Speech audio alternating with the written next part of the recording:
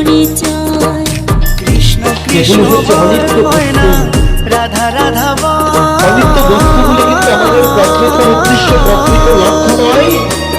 এই কলি যুগে এই সংসারে যা নিত্য বস্তু রয়েছে সেটাই হচ্ছে আমাদের প্রকৃত লক্ষ্য, প্রকৃত উদ্দেশ্য। আমার মানব জীবনে আমাদের এই মানব জীবনের মূল লক্ষ্য, মূল উদ্দেশ্য হচ্ছে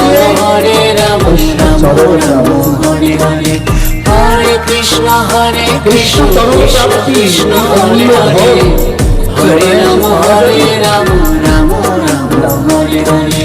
এই অমূল্য সম্পদটা পেতে হলে গুরু চরণাশ্রয় করতে হবে।